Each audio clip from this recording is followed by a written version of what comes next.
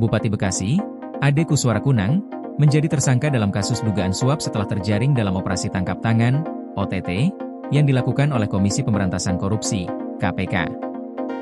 Kasus ini menghebohkan publik karena Ade Kuswara, yang baru dilantik sebagai Bupati Bekasi pada Februari 2025, tercatat memiliki harta kekayaan yang luar biasa besar, yakni sebesar 79,1 miliar rupiah. Ade Kuswara dilantik sebagai Bupati Bekasi pada Februari 2025, menjadikannya bupati termuda dalam sejarah Kabupaten Bekasi. Saat dilantik, Ade masih berusia 31 tahun 6 bulan, lebih muda sekitar 4 bulan dibandingkan pendahulunya, Neneng Hasanah Yassin, yang menjabat Bupati Bekasi pada usia 31 tahun 10 bulan. Tak hanya itu, Neneng Hasanah Yassin juga terjerat kasus korupsi dan ditangkap KPK pada 2018. Neneng dijatuhi hukuman 6 tahun penjara dan baru saja dibebaskan. Sebelum menjabat bupati, Ade Kuswara pernah menjabat sebagai anggota DPRD Kabupaten Bekasi. Sebagai pejabat publik, Ade diwajibkan melaporkan harta kekayaannya, dan laporan tersebut dapat dilihat di situs resmi KPK.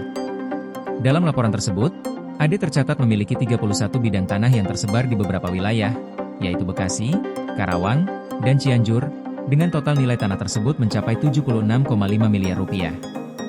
Selain tanah, Ade juga memiliki beberapa kendaraan mewah, seperti Mitsubishi Pajero Sport Dakar senilai 400 juta rupiah yang diperoleh dari hadiah, Jeep Wrangler warisan senilai 650 juta rupiah, dan Ford Mustang yang dibelinya dengan harga mencapai 1,4 miliar rupiah. Di luar itu, ia juga tercatat memiliki harta bergerak lainnya senilai 43 juta rupiah dan kas serta setara kas yang mencapai 147,9 juta rupiah.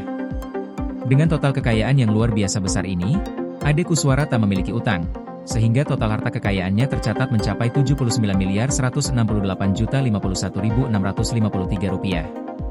Pada Kamis, 18 Desember 2025, Ade Kuswara ditangkap oleh KPK dan kemudian ditetapkan sebagai tersangka dalam kasus dugaan suap.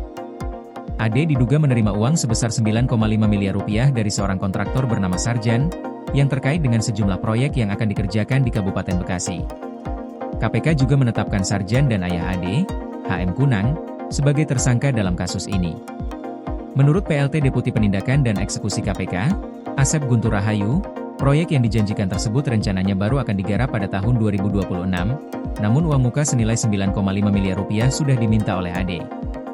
Komunikasi antara Ade dan Sarjan, yang merupakan kontraktor yang sering mengerjakan proyek-proyek di Kabupaten Bekasi, sudah dilakukan sejak Ade dilantik pada akhir 2024. Asep menjelaskan bahwa Ade sudah meminta sejumlah uang meski proyek yang dimaksud belum ada. Kasus ini membuat banyak pihak bertanya-tanya mengenai keberlanjutan roda pemerintahan Kabupaten Bekasi setelah penangkapan Bupati Ade Kuswara. Namun, pemerintah pusat segera mengambil langkah untuk menjaga kelangsungan administrasi pemerintahan di Kabupaten Bekasi. Kementerian Dalam Negeri, Kemendagri, menunjuk Wakil Bupati Bekasi, Asep Suryaatmaja, untuk mengisi posisi Bupati Bekasi sebagai pelaksana tugas, PLT, Bupati. Gubernur Jawa Barat, Deddy Mulyadi, memastikan bahwa peralihan tugas ini sudah sesuai dengan aturan yang berlaku. Sekarang jabatan itu dipegang oleh Wakil Bupati, karena aturan undang-undang yang berlaku memang begitu, kata Deddy. Deddy Mulyadi juga menjelaskan bahwa tim dari pemerintah Provinsi Jawa Barat akan datang ke Kabupaten Bekasi pada Selasa, 23 Desember 2025, untuk memastikan kelancaran administrasi dan memastikan bahwa proyek-proyek pembangunan yang telah direncanakan tetap berjalan. Salah satu agenda utama yang akan dibahas adalah mengenai rancangan anggaran pendapatan dan belanja daerah, RAPBD, Kabupaten Bekasi 2026. Deddy memastikan bahwa tim Pemprov Jabar akan meninjau lebih lanjut dan melakukan evaluasi terhadap anggaran yang telah disiapkan.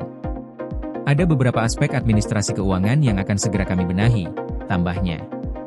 Sementara itu, meskipun Ade Kuswara tengah terjerat dalam masalah hukum, pemerintah Kabupaten Bekasi tetap berupaya untuk menjaga kelangsungan pembangunan di wilayah tersebut. Keputusan untuk menunjuk Asep Suryaatmaja sebagai PLT Bupati diharapkan dapat meminimalisir dampak negatif yang ditimbulkan akibat kasus yang menimpa Bupati Bekasi ini. Dalam waktu dekat, tim Pemprov Jawa Barat akan mengunjungi Bekasi untuk memastikan kelancaran pelaksanaan program pembangunan dan pemerintahan yang ada. Koordinasi PLN dengan TNGL jelang Hari Kesaktian Pancasila, listrik terbangun, alam tetap lestari. Panen perdana garam Aceh. PLN hadirkan energi untuk UMKM di momen menyambut Hari Kesaktian Pancasila.